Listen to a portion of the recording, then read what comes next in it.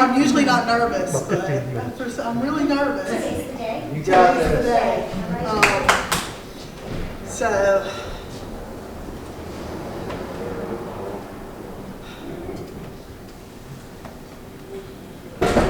Lord, make me an instrument of your peace. Where there is hatred, let me sow love. Where there is injury, pardon. Where there is doubt, faith. Where there is despair, hope. Where there is darkness, light. And where there is sadness, joy.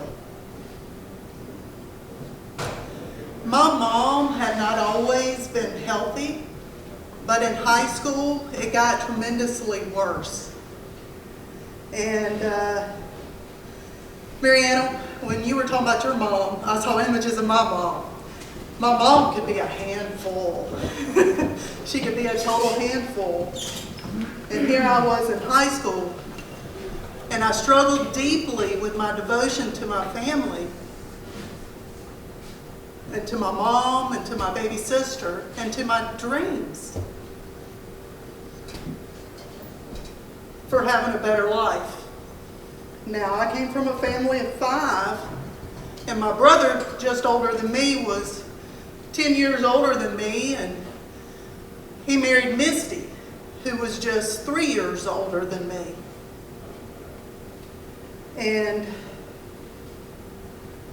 they stepped in to take care of my mom. And where my brother gave me guilt, Misty, my soul sister, sometimes your brother marries your sister. They become your sister. She gave me release. And she said, go. Don't look back, go. And so they stepped in to care for my mom so I could break free. They moved her in with them, and they moved to Kentucky and took her with them. And they loved my mom. Misty did everything for my mom, and she gave my mom 10 more years where everyone said it was not there.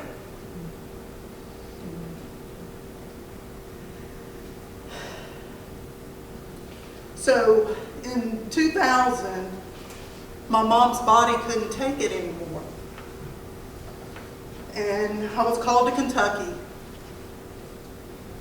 to say goodbye. And so I went to Kentucky to be with my mom, and I was going to be strong. I was going to be strong.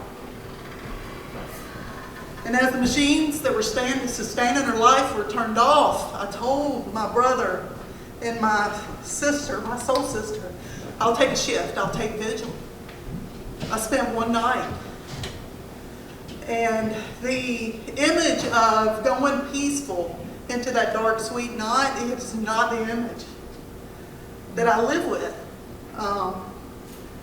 In Silence of the Lambs, there's the Hannibal Lecter asks Clarice Starling, what is your nightmare? And she says, the lamb screaming. And when I think about that night, I know the lamb screaming. And I couldn't take it. I crumbled down on the floor. I was a bawling mess, and I called my soul sister. I can't do this. And she came in and she did it. And she gave my mom that peaceful night, and they did tell me she did finally go peacefully. So, fast forward 18 years, my Misty and Michael have moved back to Georgia. And we're here 18 years later, and then cancer began ravaging Misty. My soul sister, my rock, my beacon of hope, my well of wisdom. I found myself back at a hospital again. And I found myself then with hospice care at her home. And I told my brother Mike, I'm going to do it. Let me stand vigil. I'll be there. And my Misty's last 24 hours, again, was not to go peaceful into that night. and my brother lost his resolve. It was just he and I. And he lost his resolve, he lost his strength, and he crumpled. And somehow, I told him, give me the baton, because my Misty had shown me how. That's right. Divine Master, grant that I may not so much seek to be consoled, but to console.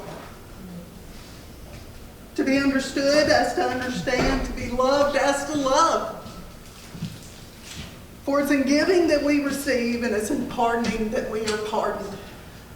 Amen. It was just she and I in that room, and somehow that night a strength came.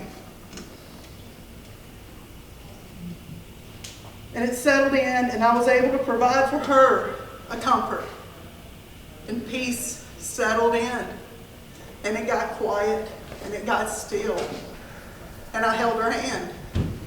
And I went into the living room where my brother was. And I told him, come back. Come back. It's in dying that we are born to eternal life. Misty's spirit, her deep capacity for love and care, lives on in my family. She showed us all how to be an instrument of peace. Thank you.